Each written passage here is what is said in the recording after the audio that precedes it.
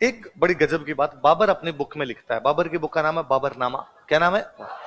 बाबरनामा में बाबर इस युद्ध को बाबरनामा वास्तव में डायरी है। वो दिल्ली का लिखता है, आज ये आज ये, इस प्रकार की बातें उसके अंदर, रूटीन सा लिखता है वो अपना उसके अंदर। तो बाबरनामा में बाबर लिखता है कि मैं जब काबुल में था, मैं कहां पे था, एक दिन सांगा के कुछ आदमी मेरे पास आए। किसके आदमी? और उन्होंने आगे कहा कि बाबर, तो हमारा भाई है, तो हमारी सहायता कर, इंडिया पर अटैक कर, इब्राहिम लोदी को मार दे।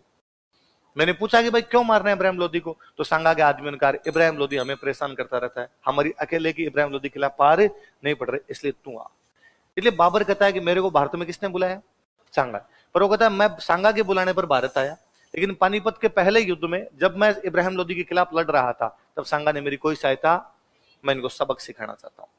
पर यह बाबर की साफ झूठी बात है, क्योंकि पहली बात तो यह है कि बाबर को भारत में बुलाने वाला सांगा नहीं था, दौलत खान लोदी और आलम खान लोदी थे। दूसरी बात, इब्राहिम लोदी के लिए सांगा कम से कम नहीं बुलाएगा। लप्पू सा इब्राहिम लोदी है, उसने 2 बार टिकाया था उसको, खातोली में। और मैं ना कई बार जब सोचता हूं तब मुझे लगता है कि यार सांगा कितना गजब राजा था। बाड़ी कहां पड़ता है? धौलपुर। कहां पड़ता है? आप में से मेवाड़ के कौन कौन लोग हैं? खूब सारे लोग। आप में से कितने जिन्होंने कभी धौलपुर गए हो? इस ट्रांसपोर्टेशन और कम्युनिकेशन में भी मेवाड़ वालों ने धौलपुर नहीं देखा, धौलपुर वालों ने मेवाड़ नहीं देखा। लेना देना ही नहीं है। धौलपुर के कौन कौन है आप में से? आगरा कितना पड़ता है आपसे? 40 किलोमीटर ना, 40-50 किलोमीटर। लोदियों की राजधानी है आगरा। लोदियों की राजधानी कौन सी है? मतलब इब्राहिम लोदी कहां का राजा है? आगरा। सांगा चित्तौड़ से बाड़ी जाता है, इब्राहिम लोदी को कूटता है। इसका मतलब है आपको कोई घर में घुस के मार रहा है।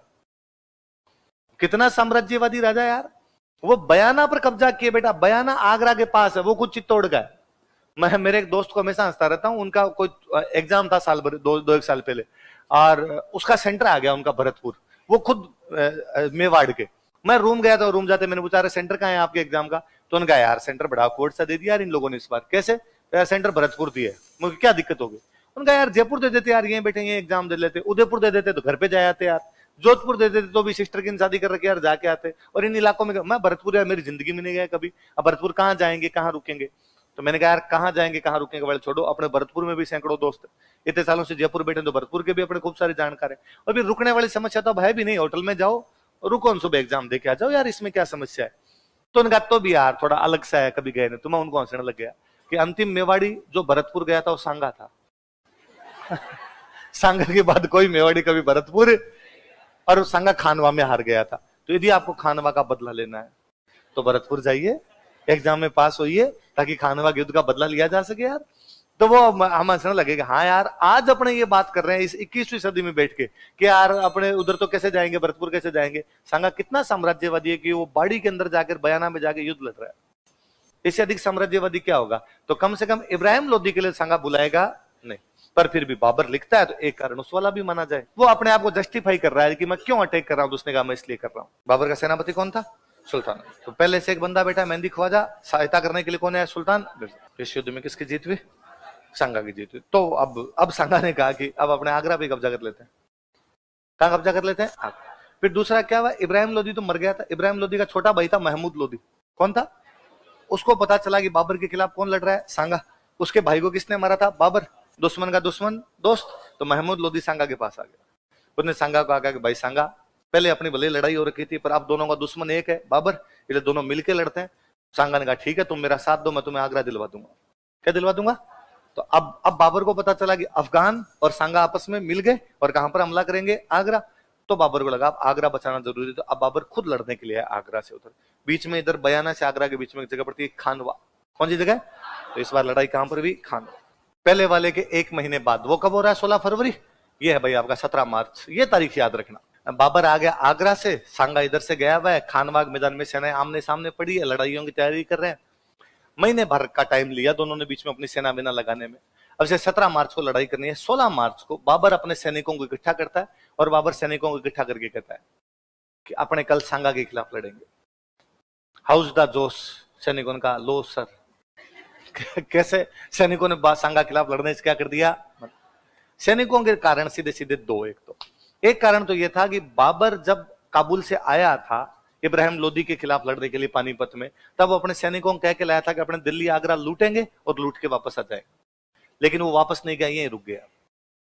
इसलिए सैनिकों को घर की याद आ रही थी, लगा संदेश से आते हैं डेली डेली गाना पड़ता है हमें, और ये क्या तरीका, 1 साल हो गया तेरे को यहाँ पे, 1526 में आए तेरे, अब क्या आ गया 1527, तो यार हमें घर की याद आ रही है, हमें घर वापस जाना है। दूसरा कारण ये था कि जब बाबर यहाँ पर बैठा था तो उसने सांगा का पता लगाया कि भाई सांगा कैसे लड़ता है, क्या इसका बैकग्राउंड है, और तो पता चला कि आज दिन तक सांगा किसी भी युद्ध में हारा नहीं, और जो कोई इसके सामने गया है उसको इसने भगा भगा के मारा है।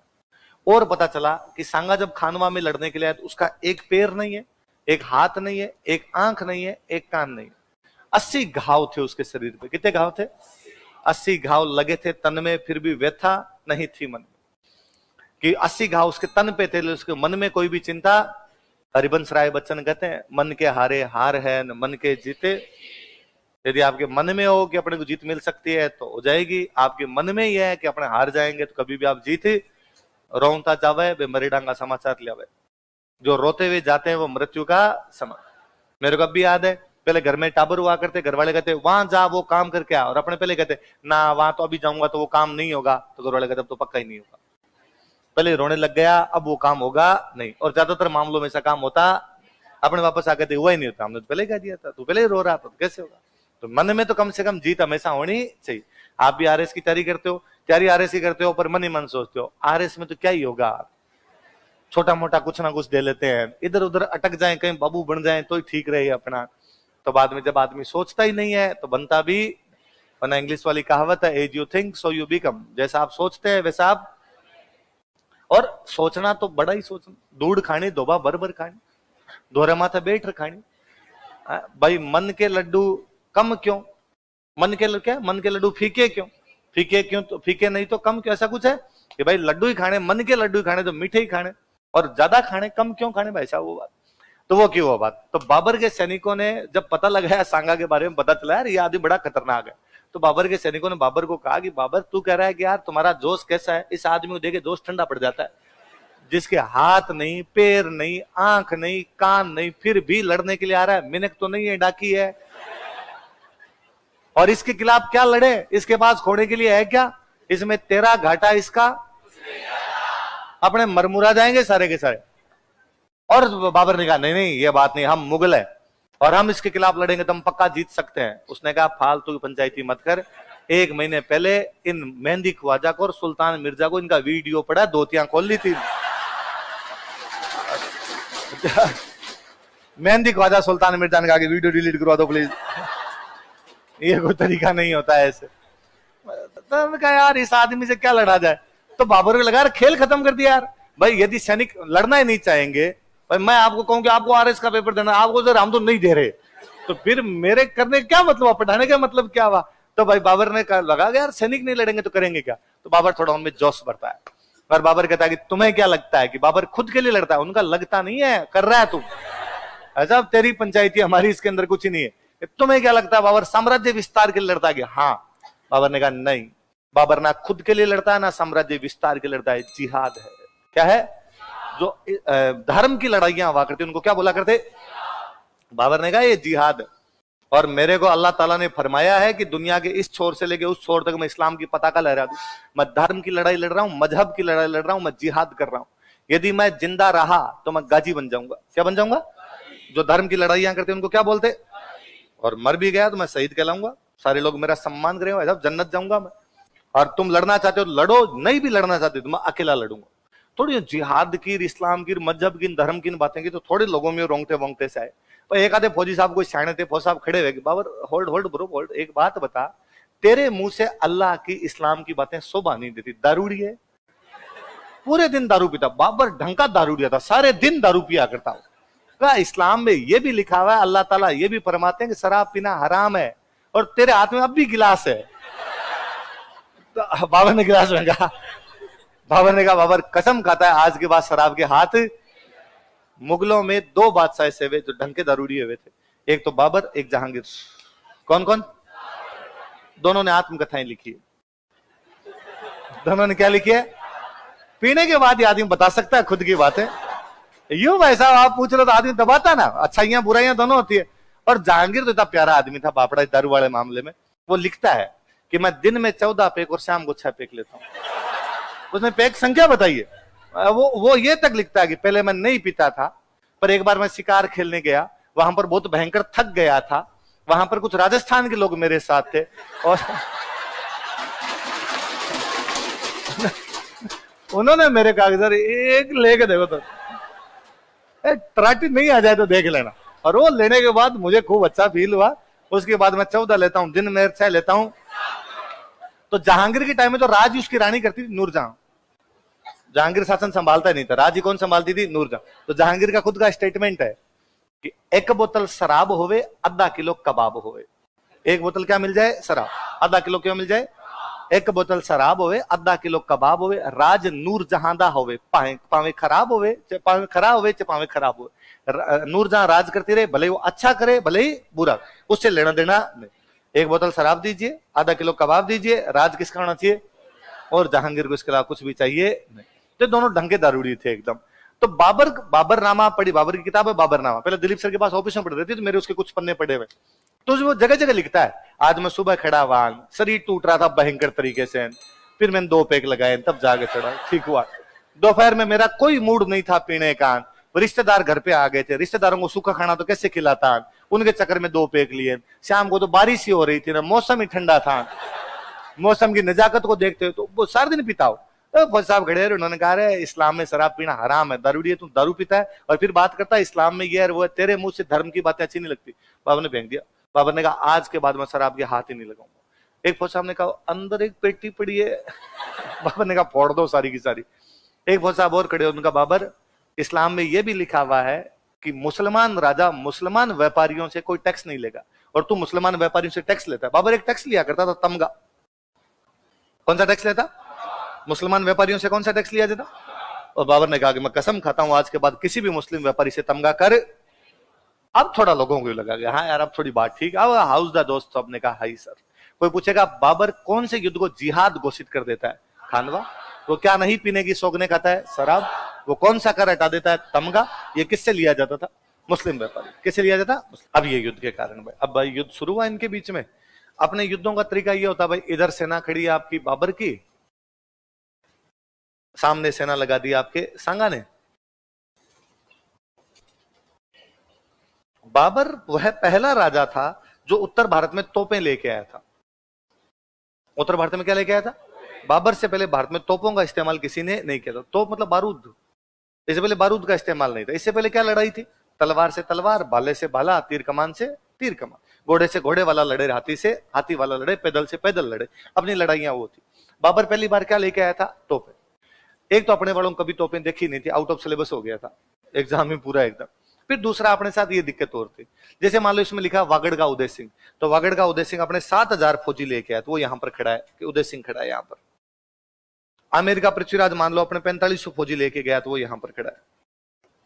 यहाँ पर बीच में एकदम सांगा खड़ा है, उसके साथ में यहाँ मालदेव खड़ा है, यहाँ पे अखिराज देवड़ा खड़ा है, यहाँ पे मान लो चंदेरी का मैदीन राय खड़ा है, हसन खान मेवाती खड़ा है, देवलिया वाला बाग सिंह खड़ा है। सब लोग अपने अपने सेनाएं लेके खड़े हैं। शुरुआत में लड़ाई शुरू हुई, यहाँ मान लो रतन सिंह चुंडावत हारावल के अंदर खड़ा है। लड़ाई शुरू हुई, तोपें आने लगी, तोपों से सैनिक मरने लगे। पता ही नहीं था यार तोपों से कैसे युद्ध किया जाता। घोड़ा आया साथ में 50-60 को उड़ा के चला गया। इनको ये तो समझ में नहीं आ रहा था ये कैसे होगी सब चीजें एकदम। जब ये तोपों से सामने वाले मरने लगे तो एक दिक्कत आएगी। मान लो यहाँ पे अमीरवाड़ा पृथ्वीराज खड़ा है और वो तोप का घोड़ा मर गया। अपने ये भी था कि सारे राजा खुद युद्ध में भाग लिया करते, पृथ्वीराज मर गया तो मान लो पृथ्वीराज 4500 आदमी लेके गया। यदि पृथ्वीराज मर गया तो उसके 4500 सैनिक अब लड़ाई नहीं करेंगे। उनका भाई हम किसके पीछे आए थे? वो मर गया, अब हम बाहर। पता चला आधे घंटे बाद में उदय सिंह मर गया वागड़ वाला।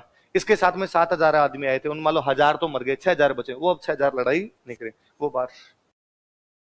तोपों की वजह से सेनापति जब मरने लगे तो सेना बाहर निकलने लग गई। अपने यहाँ पे एक समस्या थी, अपने ज्यादातर लड़ाई हाथियों की थी, हाथियों से लड़ा करते थे। हाथियों ने जब तोपों के गोले सुने वो पागल हो गए। उन्होंने भी तो बेचारों ने तोपें नहीं देख रखी थी, धमाके होने शुरू हुए, इसलिए हाथी भागने लगे। भागते हुए हाथी को आप कंट्रोल नहीं कर सकते, इसलिए हाथियों ने इनकी सेना को कुचलना शुरू कर दिया। थोड़ी देर में इनके समझ में आ गई बात कि इन तोपों की वजह से अपने मर रहे हैं, तो इन्होंने लोकेशन थोड़ी चेंज की, यार साइड में हटके, साइड में से हटके लड़ो अपने। इतने बाबर एक गेम और खेल गया। बाबर ने इतने बाबर जब ये सैनिक इधर हाथियों की वजह से मर रहे हैं, तोपों की वजह से मर रहे हैं, तो एक तो सांगा ने ये कहा कि मुझे सबसे आगे ले जाके खड़ा कर दो। साथ वालों ने कहा कि साहब आपके हाथ नहीं, पैर नहीं, आंख नहीं, कान नहीं, क्या करोगे आगे जाके? सांगा ने कहा यदि मैं आगे आगे जाके लड़ूंगा तो पीछे सेना को लगेगा कि हमारा राजा आगे लड़ रहा है, मोटिवेट होगी सेना, सेना वापस नहीं जाएगी, सेना लड़ लेगी मेरे को देख के, इसलिए सांगा को सबसे आगे खड़ा कर दिया। ठीक ठाक लड़ाई चल रही है, इतने में बाबर अपना एक दांव खेल था, वो उज्बेकिस्तान से आया हुआ था। उज्बेकिस्तान में एक लड़ाई का तरीका था तुलगुमा। कौन सा था? अपने यहाँ पे लड़ाई थी कि आमने सामने लड़े, भाई ये है इनसे ये लड़े, इससे ये लड़ ले, इससे ये लड़ ले, इससे अपने सीधी सीधी लड़ाई होती। और उसमें अपने राजस्थान वालों की लड़ाई तो और बड़ी गजब की थी कि अपने तलवार से लड़ रहे हैं, सामने वाले की तलवार टूट गई तो अपने वाले खड़े हो जाते, नहीं लिया, और अपने मानते भाई तेरे पास तलवार है ही नहीं तो तू कैसे लड़ेगा। और वो यदि कहती था भाई मेरे पास नहीं तो अपने वाले कहते रुक मेरे पास दो है, ये एक तू ले ले एक मैं ले लेता। ये भावना अपने में अब तक है ना। मेरे कोई कहता ना भाई अपने राजाओं ने दिमाग नहीं लगाया, तो मुझे लगता है ये तो अब भी है अपने में।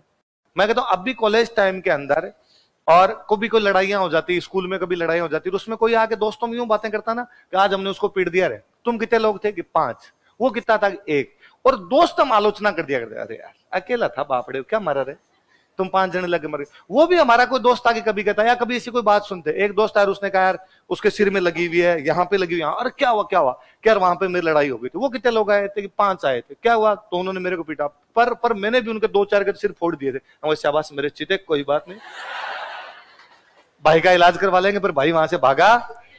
ये अपने ही मानते थे, आज भी अकेले को पीट दे अपने उनको कभी बहादुरी का तमगा देते नहीं। तो अपने वो भावना तब भी थी यार, जब जिसके पास हथियार नहीं उसे लड़ा कैसे जाए। बाबर यहाँ साम दाम दंड भेद जानता है, उसको जानता था लड़ाई में जीत होती है लास्ट में। सिद्धांत विधांत आपके बहुत साइड के अंदर रह जाते हैं। उसने काम किया, उधर उसने एक सेना इधर से उतारी, एक सेना इधर से उतारी, 3 तरफ से घेर के मारते थे, इसको क्या बोलते थे? अब मैं सामने वाले से लड़ रहा हूं इससे, तो मैं ये तो सोच ही नहीं सकता ना एक इधर से भी आके मारेगा मुझे लगता था इसके खिलाफ लड़ रहा हूं, या तो ये मुझे मार देगा या मैं इसको मार। इतने में इधर से तिरछा एक और आगे मारने लगा, तो मैंने पहले तो उसको ये कहा कि चीटिंग है, चीटिंग, सामने से आओ, ऐसे नहीं लड़ सकते। इतने मार मुर गए। इधर तुलगोमा में सैनिक मर रहे हैं, तोपों से लोग मर रहे हैं, सेनापतियों की वजह से सेना बाहर निकल रही है, हाथियों की वजह से सैनिक मर रहे हैं। बाबर ने देखा कि सांगा सबसे आगे आगे लड़ रहा है ताकि सेना का मोटिवेशन दिया जा सके, और सेना वास्तव में मोटिवेट होगी, उसकी ठीक ठाक लड़ रही है इस समय। तो बाबर ने फिर दिमाग लगाया, उसने पूरी कैलकुलेशन बिठा रखी थी। उसने अपने 1001 लोगों की एक टुकड़ी थी जो तीर चलाना जानती थी, उनको कहा तुम एक ही काम करो, सारे के सारे तीर सांगा पे मारो, सारी की सारी एक टुकड़ी को पूरी यहां लगाई जाए, क्योंकि यदि सांगा मर गया तो इनकी पूरी सेना ही वापस चली जाएगी। तो उन्होंने कहा साहब सांगा को मारना इतना सरल भी तो नहीं है, उसके चारों तरफ भी तो बाउंड्री, वो हमें मारेंगे। कोई बात नहीं, 1000 है, 999 में मर जाएंगे, एक का तीर भी सांगा के लग गया अपना काम हो जाएगा ना। और सारे के सारे तीर जब सांगा पे लगे, सांगा को तीर लगता है, सांगा मरता फिर भी नहीं है, पता कितना चिढ़ा आदमी था इसमें। और वो हाथी का जो होदा होता है जिसमें बैठते हैं, उसमें गिर जाता है पीछे। अब मैं यदि यहाँ हाथी पे बैठ के गिर रहा हूं ना, तो मेरे पीछे जितने लोग होंगे उनको मैं दिखूंगा, तो पीछे जो सेना खड़ी थी उसको दिखा पे सांगा गिर गया। सांगा गिर गया तो सब सैनिकों को पीछे बढ़ने लगा, इसका मतलब अपने राजा तो मर गया, अब लड़के क्या करें, पीछे वाली सेना हट गई पीछे। हालांकि मेवाड़ में रिवाज था कि जब भी मेवाड़ की सेना कहीं भी लड़ने के लिए जाती तो हमेशा जो उसका सेनापति होता वो सलुम्बर का होता, और वो कौन था?